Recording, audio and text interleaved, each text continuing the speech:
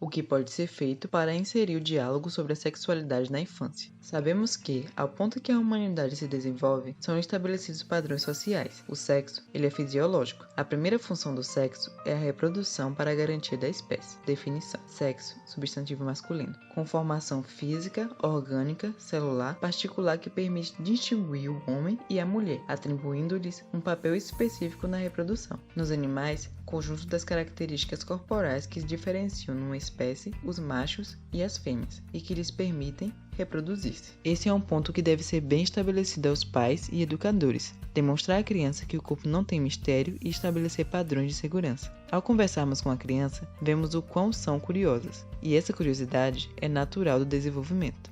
Quando ela pergunta, quando ela toca, seja objetos ou até mesmo o próprio corpo, ela está em processo de desenvolvimento e descobrir do mundo e tudo o que acontece em sua volta. São perguntas desde as mais simples: quantos anos você tem? Ou mais complicadas para responder: como nasce? Realmente, para os adultos que viveu uma cultura onde a sexualidade era vista como algo vergonhoso, fica difícil mesmo uma conversa com uma criança sobre sexualidade. Quando as crianças fazem as perguntas, muitas vezes não entendem as reações adultas, já que se trata de um assunto recoberto por censuras e tabus para nós, mas que para elas ainda é parte de um amplo leque de curiosidades. Marcela Pastana, 2017. Demonstrar à criança sua fisiologia e, a partir desse ponto, estabelecer uma relação de diálogo e confiança, atualmente com os bombardeios de informações passadas pelos meios tecnológicos, fica mais complicado esconder algum tipo de informações para os nossos filhos. Mesmo que a criança não tenha acesso à internet, o seu amiguinho pode ter, e passar informações para ela de uma forma que você não se agrade. Esta fase de descoberta do próprio corpo e das possibilidades que este pode oferecer é um evento imprescindível na afirmação da personalidade, sendo por isso um período em que se desenvolve vínculos mais profundos com a família, escola e sociedade. O primeiro passo é sempre estar aberto para responder às suas indagações, pois se não encontrar a resposta em suas colocações, ela irá buscar em outras fontes e tirar suas próprias conclusões. E é aí que vem o perigo. Precisamos entender e acompanhar o desenvolvimento da criança, que é todos os processos vivenciados por ela do seu nascimento até a adolescência. Agora, vamos demonstrar um pouco as esferas do desenvolvimento para entendermos de forma mais clara como podemos auxiliar nesses processos. Essas esferas não são orientadas pela psicologia, pois estão em interação constante. O desenvolvimento ele se dá de forma física, cognitivo, social e afetivo.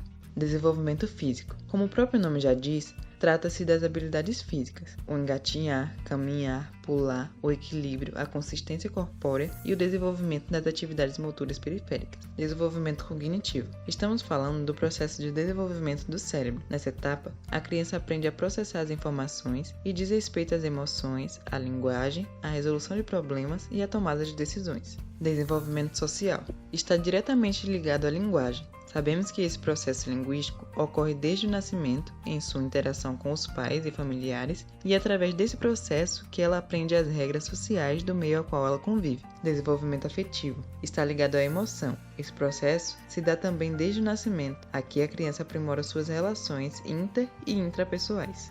Agora que entendemos um pouco do desenvolvimento, suas etapas e a importância da comunicação, iremos apresentar algumas bases norteadoras para auxiliar nesse processo de orientação da sexualidade. Vale ressaltar que não são regras, e sim uma base orientadora.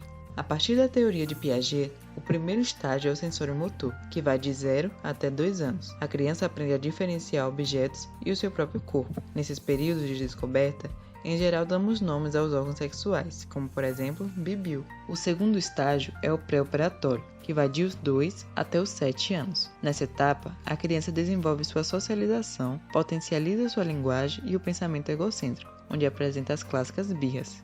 A fase do autoconhecimento é fundamental para permitir a aprendizagem sobre o mundo na próxima etapa. A criança começa a identificar o que é certo e errado. São estabelecidas chamadas regras sociais. Os pais e educadores podem desenvolver métodos que tragam esses conhecimentos de forma leve e lúdica para as crianças, como jogos, historinhas, vídeos e imagens. E por fim, o estágio operacional concreto, que vai dos 7 anos aos 12. A partir dos 7 anos, a criança desenvolve a sua cognição. Vale ressaltar que o egocentrismo é deixado de lado. Nessa etapa, eles se comunicam bem, conseguem realizar tarefas mais complexas e agora podemos estabelecer um diálogo mais consistente, através de simulações, debates, projetos e até mesmo atividades em grupos, que possam também abordar diversas áreas, além de ferramentas como, por exemplo, jogo da memória que indiquem as partes do corpo que podem ser tocadas com cautela e também trabalhe o raciocínio lógico, lembrando que esses métodos podem ser utilizados tanto no ambiente escolar quanto no ambiente familiar. Fazer um cronograma com dias da semana para que torne-se habitual e possa fixar o ensinamento com progressões, uma tabelinha que fique em um canto acessível aos envolvidos, como por exemplo, na sexta-feira, às 10 horas, por exemplo, iremos abordar determinado assunto por meio de jogos. Já na segunda, iremos trabalhar com outro assunto que possa fazer link com o assunto anterior, mas com uma historinha, assim trazendo a diversão à criança e o aprendizado. Outro ponto importante é sobre os perigos que podemos encontrar ao buscar informações por terceiros, por lugares e pessoas que não temos confiança. Quando a criança tem noção dos perigos que nos rodeiam, é mais fácil de proteger. Criança protegida é aquela que é bem informada e está sempre tendo diálogo com seus pais ou responsáveis. Respeitando a sua fase, é possível uma criança ter uma vida saudável e com segurança.